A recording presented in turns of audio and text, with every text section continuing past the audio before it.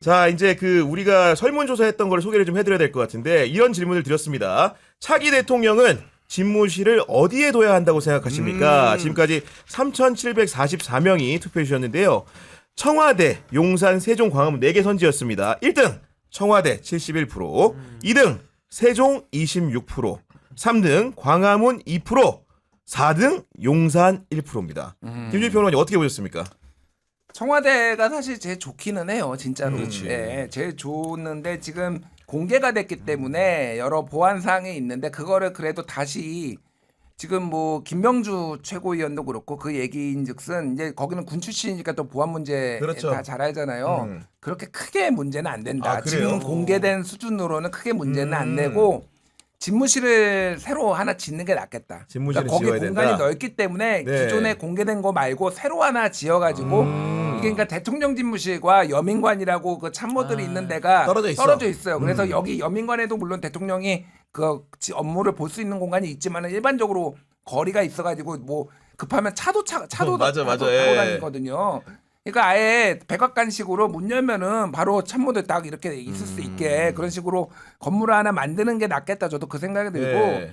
세종은 지금 뭐 민주당에서 고민을 하고 있으니 맞아요. 지금 세종으로 가는 거. 근데 세종이 이제 장점과 단점이 있는데 또 하나는 이제 국토의 중반 가운데에 있으니까 이게 균형 발전을 얘기를 하는데 보통은 이렇게 뒤로 가면은요 소위 말해서 통일의지가 약해진다고 해요. 통일의지가. 그러니까 이게 아. 결국은 후퇴하면은 그게 역사적으로 어느 정권을 봐도 그러니까 옛날 네. 정권을 봐도 그 수도를 이제 국경선에서 옮겼을 때 뒤로 옮겼을 때 그 정권이 앞으로 좀 더 이렇게 확장하는 거에 어려움을 어려웠다. 일본 정벌 육군 안 생기는 거죠. 근데 고구려 같은 경우에도 예를 들면 그런 거예요. 고구려도 네. 평양으로 천도를 함으로 인해서 오히려 드넓은 만주 땅을 그렇지. 조금 이제 소홀히 하게 되는 그런 결과가 있었다라는 거. 그래서 뭐 좀 다음 정권이 좀 고민을 많이 해야 될 것 같아요. 우리 신유 대표님 좀 어떻게 생각하십니까? 아니 근데 이제 그게 이제 사실 수도라는 게 상징적 의미도 있어서 사실 뭐 통일 의지와 전 연관시킬 수 있다고도 보지만 좀 시대가 바뀌었잖아요. 그러니까 지금 뭐 AI 첨단을 우리가 말하고 있고 또 KTX보다 이제 더한 것도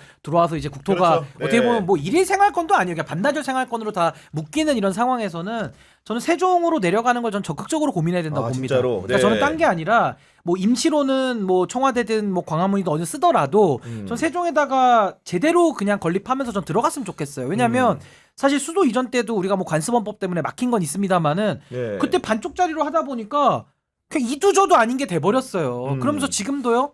뭐 예를 들면 어느 기관 또 내려보내잖아요. 그 기관의 공무원들 다 울상입니다. 세종청사 그러면서 지금은 가면? 인구 분산도 안 되는 게 또 주 5일제로 하면서 또 서울에 올라와요. 그러니까. 그러니까 전 이런 식의 눈 가리고 아웅할 게 아니라 네. 명실상부한 행정 수도로 저는 만드는 노력이 필요하고 서울 같은 경우는 뭐 국제금융도시라든지 뭔가 또 서울이 할 수 있는 역할이 있을 거거든요. 네. 그런 식으로 하면서 통일 의지도 약화되지 않게 저는 또 통일을 해야 된다는 입장이기 때문에 네. 그러니까 저는 이번에는 좀 인구 분산 차원 내지는 지역 균형 발전 내지는 지방 분권까지 고민을 해서 조금 더 저는 지방을 살리는 쪽으로 저는 아예 대통령을 비롯해서 네. 저는 국회까지도 이제 분원도 만들었잖아요. 네. 전 좀 더 이제 내려가는 거를 택하는 게 맞지 않을까. 그리고 하나 더 아이디어를 말씀드리면 헌법재판소 위상 좋지 않습니까? 저 헌재는 충북 정도의 네. 어느 도시로 딱 대한민국의 정중앙이에요. 중앙에. 딱 정중앙으로 좀 해서 헌재도 뭐 헌법 옮기자. 수도 네. 비슷하게 그러니까 독일도 그렇게 하잖아요. 이렇게 다 이렇게 띄엄띄엄해서 하나의 상징들을 좀 만들듯이 저는 헌재가 중심이 돼가지고 정말 청사도 멋있게 짓고 네. 정말 사법 저는 수도 헌법 수도로 또 그런 것도 하나 우리가 고민해 볼 수 있고 오. 좀 더 우리가 이 국토에 대한 고민을 좀 근본적으로 다시 해보는 기회로 삼았으면 좋겠습니다. 그러니까 이재명 전 대표 같은 경우에 당선 가능성이 높다 보니까 이런 공약에도 이렇게 신중하게 내는 것 같더라고. 보니까 오늘 같은 경우도 발표한 내용을 보면은 어디로 가겠다 이런 얘기를 하는 게 아니고 국회 세종본원 임기 내 설치하고 세종의 집무실도 임기 내 설치하겠다. 다만 옮기는 부분들은 뭐 민의를 수용해서 하겠다 이런 정도 톤이던데 일단 이렇게 신중한 태도를 취하는 게 보니까 이재명 대표는 사실 대선에 있어 오래 하지 않았습니까? 지난주 이제 한국갤럽 조사를 분석해 보니까 이념 성향별로 이제 특정한 대선 후보를 지지하는 게 나오는데 중도층이라고 밝힌 본인 스스로를 응답자의 42%가 이재명 전 대표를 선택하는 보고 되게 놀랐거든요. 그러니까 어떤 점에서 소구했기에 중산층들이 이렇게 이재명 전 대표, 그러니까 중도적인 사람들이 지지를 하고 있는가 이런 게 드는데 우리 평론가님 어떻게 보셨습니까? 그러니까 이게 지금 우리나라의 시대적 개혁 과제가 첫 번째는 이제 내란을 빨리 종식하는 거. 근데 여기에 사람들이 이재명만한 사람이 없다라고 본 것 같아요. 제가 보기에는. 제가 물어보지는 않았지만은 네. 어쨌든 좀 강단 있게 밀어붙일 사람이 필요한 거 아니야? 이런 생각인데 이재명 대표의 뭐 장점과 단점이 있지만은 네. 좀 밀어붙이는데 또 최근에는 굉장히 유아한 모습을 많이 보이지만 원래 원조는 좀 굉장히 밀어붙이는 거가 장점이었죠. 네네. 예를 들면은 경기도지사 할 때도 그렇고 싹 그 계곡에 있는 그런 불법 상인들 네. 싹 뭐 불도저로 밀어붙인다든지 약간 그런 거를 희구하는 이제 목소리가 있고 또 하나는 지금 이제 가장 사람들이 원하는 게 경제 그리고 국민 통합 요거가 지금 보통 이 순서로 맞아요. 나오거든요. 네. 근데 경제 부분에 있어서 그러면은 현재 비교 우위에 있는 사람이 딱히 떠오르지가 않아요. 그러니까 이재명이 최고다라고 할 수는 없지만은 경제 전문가라고 할 수는 없지만은 그렇다고 그러면 이제 뭐 국힘에는 유승민이나 이런 사람들이 네. 이런 분들이 이제 본인을 경제 전문가라고 했는데 사실 이제 안 나오고 아웃되고 그러면은 그냥 경제를 봤을 때 그러면은 홍준표가 잘할 것 같냐? 뭐 이게 생각이 안 김문수가 잘할 것 같냐? 이게 상대적인 거거든요. 이게 그러니까. 그러니까 지금은 시대가 경제를 원하는데 이재명이 제일 나아 보인다. 이런 것들이 좀 작용을 한 것 같아요. 예. 그리고 하나만 저도 예. 보태면 뭐 내란 진압이라든지 경제 당연히 국민들이 전 특히나 중도 전 굉장히 중요하게 보는 민감한 저는 스탠스라고 보고요. 그래서 이재명 대표가 더 유리할 수밖에 없습니다. 전 갈수록 편차는 더 벌어진다고 봐요. 근데 하나가 더 빠진 게 뭐냐면 보수가 그래도 그동안에는 법치, 책임 얘기했었거든요. 맞아. 거기서 오히려 점했지. 근데 네. 법치를 그냥 완전히 내팽겨치고 이거는 뭐 법 창조, 법 기술, 법꾸라지 뭐 여러 가지 기술들 뭐 큰 기술, 작은 기술 다 들어갔거든요. 그래서 저는 이게 보수가 스스로 저는 자멸의 길을 갔다. 이 네. 법치의 관점에서도 이제는 민주당이 조금 더 건강한 보수의 위치까지도 더 갈 수 있는 기회가 되지 않느냐. 맞아요. 저 그렇게 봅니다. 그리고 이제 먹사니즘 얘기하다가 대선 출마 선언과 함께 잘사니즘이라는 얘기를 강조하면서 뭔가 행복지수 같은 걸 강조하다 보니까 중도층을 타깃한 듯한 정책들도 많이 내놓고 있는 상황인 것 같고 왜냐면 오늘도 네. 그 조추첨하는 거 보니까 수준 차이가 너무나 국민의힘 드러나는 게 조추첨. 네. 권성동에 와가지고 지금 뭐 뉴스타파 기자가 폭행 지금 진짜 폭행했어요. 그것도 있고 야, 그건 진짜 심했어. 뻔뻔하게 네. 나와가지고 웃으면서 아 우리 후보들 너무 좋지 않습니까 하면서 강점을 얘기해요. 세 가지를 얘기하는데 뭐냐? 뭐예요? 난 그래 전략이나 한번 들어보자. 뭐 우리 후보들이 뭘 잘하는지 인내심이 좋다고 다 들었네. 들었어. 자 우리 후보들 너무 좋습니다. 첫째 인물 좋죠. 둘째 말 잘하죠. 뭐 셋째도 뭐 그런 외모 관련된 거였어. 그거가 강점이야. 국힘 후보들 그거를 원내대표 얘기해. 야, 대단하지 않습니까? 그러니까 정책적 비전이나 이런 걸 가지고 승부수를 던져야 되는데 비전이 없어요. 말 잘하고 인물 좋고 잘생긴 거. 예. 말 잘한다. 끝. 정말로 예, 그런 부분들이 좀 안타까운 것 같고 그러다 보니까 이재명에 대한 쏠림 현상이 나타나는 것이 그러니까 암호화폐 기반의 세계 최대 베팅 플랫폼 폴리마켓이라는 곳이 있습니다. 여기가 어떤 데냐? 모두가 다 카멀라 해리스가 당선이 되거나 접전을 벌일 것이라고 예측을 했을 때 이 업체는 트럼프의 당선 가능성을 60 내지 66%로 점을 쳤는데 이 플랫폼에서 한국의 차기 대통령으로 이재명이 될 확률을 무려 75% 확률로 트럼프보다 높게 책정했답니다, 지금. 네. 아니 그러니까 이거는 뭐 선거라는 게 끝까지 뚜껑을 열어봐야 아는 거는 맞는데 근데 저는 이번 대선은 특이한 게 이재명 대표 대 1대 N 구도 그러니까 보수가 분열이 전 상수로 보는 겁니다. 그래서 지금은 이재명의 경쟁자는 이재명이다라는 말이 나올 정도로 과연 55%를 넘어서 당선되느냐가 저는 관전 포인트라고 봐요. 네. 그 왜 중요하냐면 이제 결과적으로 압도적인 정권 교체를 해야 그 이후에 임기를 시작하는 그 초반의 단계에서 결국 의회가 상당히 지금은 여당이 큰 숫자가 있기 때문에 아주 안정적으로 한 2년 정도는 국정을 운영할 수 있는 상당히 복받은 대통령이 되는 거거든요. 네. 그래서 저는 이 압도적 정권 교체, 국민들이 얼마만큼 힘을 실어주느냐, 그게 저는 관전 포인트라고 봐서 뭐 75% 이거 뭐 높은 숫자면 높고 낮으면 낮은데 저는 보수 분열의 구도를 보수 스스로 저는 극복하기가 어렵다고 네, 봅니다. 맞아요. 당권 다툼 아니 때문에. 우리 신임희 대표는 그럼 75% 이거 동그라미 쳤는데 몇 프로 생각하시는 겁니까? 예. 그러니까 저는 조심스럽지만 이재명 대표나 민주당이 정권을 교체할 가능성은 저는 뭐 99%에 좀 수렴한다고 봐요. 99%. 그리고 그렇게 전 네. 돼야 된다고 봅니다. 그렇죠. 왜냐하면 이게 내란 진압이라는 걸 위해서 만약에 정권이 연장이 된다. 뭐 3년 대통령, 뭐 개헌 대통령 아무리 세탁기를 돌려서 본인들이 분치를 해도 그 국민들이 용납하겠습니까?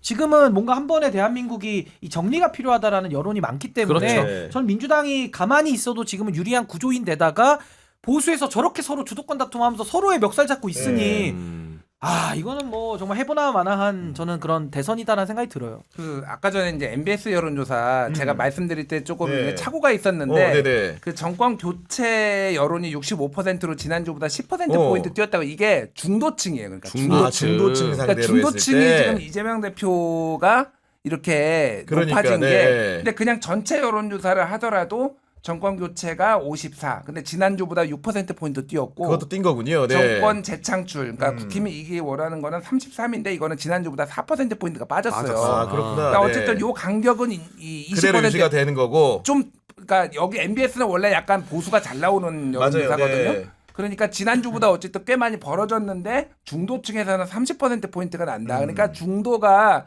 마음을 결정했다라고 보면 될 것 같고 지금 국힘에서 보는 거는 이 선거를 2002년으로 좀 보려고 하는 게 있어요. 2002년. 네. 그러니까 쉽게 하면은 이회창이라는 강자가 있었고 그때 노무현과 정몽준이 단일화를 해가지고 뒤집었다? 이회창을 넘어섰잖아요. 네. 그러니까 그거를 국힘 후보와 한덕수가 단일화를 해서 그런 에너지로 넘어보겠다라는 건데 저는 완전히 다르다 2002년하고는. 그렇죠. 네. 왜냐하면 2002년에는 어쨌든 그 후보가 상징하는 어떤 시대 정신이 있었어요. 노무현은 정치개혁, 그 지역주의 타파라는 게 있었고 정몽준은 어쨌든 2002년 월드컵의 국뽕. 그렇죠. 네. 그리고 어쨌든 기업인 출신이니까 경제를 좀 잘하겠다 그렇습니다. 이런 것들이 시너지 네. 효과를 냈는데 지금은 어차피 다 내란과 내란이에요. 그래봤자. 그렇죠. 그러니까 이게 시너지 효과가 나기가 어려워서 저는 2002년보다는 2007년으로 가겠구나. 역가 20% 포인트로 그때 민주당이 졌거든요. 정동영 후보가 이명박한테. 520만 표 차이. 530만 맞아, 표, 네. 20만 표 이 정도 차이로 2007년. 네. 이 모델로 갈 가능성이 역대 최다 득표차가 날 가능성도 어게인 배제했어. 그리고 이게 2007. 있어요. 네. 또 그때는 이제 이명박 대통령 처음 나왔으니까 확인은 안 됐지만 이번에 이재명 대표는 직전 대선에서 그래도 47점 몇 프로인가요? 그러니까 굉장히 많은 퍼센트를 맞아. 얻어본 네. 후보라서 이게 사실 유권자들도 본인이 뽑아봤던 후보는 뽑기가 훨씬 쉽거든요. 그러니까 그렇죠. 지금은 그때 얻었던 대선 지지 플러스 이제는 또 내란 진압에 동의하는 사람들, 또 중도층. 경제에 민감한 사람들, 아까 법치에 예민한 사람들, 이 사람들이 다 오는 거예요. 그러니까 그렇게 되면 전 이번에는 55%, 그러니까 서울시장에서 오세훈 시장이 2021년도에 네. 얻었을 때가 58%였거든요. 잘하면 58%까지도 갈 수가 있다. 그럼 이건 어마어마한 득표율이기 때문에 네. 전 굉장히 그 부분이 전 관전 포인트라고 듣고 봐요. 보니까 김대중 대통령도 그랬고 노무현 대통령은 아니었죠. 그다음에 문재인 대통령도 그랬고 재수생들이었네요. 그러니까 이제 기본적으로 한 번 앞에 선거를 그렇죠. 치른 분들이 한번 나왔을 찍어보는 때 후보죠, 찍어보는 안정적으로 득표를 할 수 있는 가능성이 높다 이런 생각이 들고 그런 것들이 또 드러나는 측면이 후원회 계좌를 열었는데 모금 개시 하루 만에 법정 후원금 한도인 29억 4천만 원을 모두 채웠고 후원금을 낸 6만 3천 명 가운데 99%가 10만 원 미만 소액 후원자였다고 합니다. 99%가 이거 사실은 정당을 이제 창립을 해보려고 했기 때문에 이 돈이 모으기 얼마나 어려운지 잘 알고 계시죠. 네. 매우 어렵죠. 그걸 저한테 물어봐야지 되겠군요. 네, 제가 어려움을 잘 알기 때문에 해봤으니까요. 네. 정말 어렵습니다. 어렵고 근데 전 이게 의미가 있는 게 이제 네. 권력의 대이동이라고 봐요. 옛날에 재벌들 돈 받아서 정치인들이 쓰다가 아니 뭐 특활비 갖다가 편하게 돈 내려주고 하던 제왕적 총재 시절에서 이제는 소액의 다수의 시민들의 의지를 모아서 이 정치를 한다라는 상징적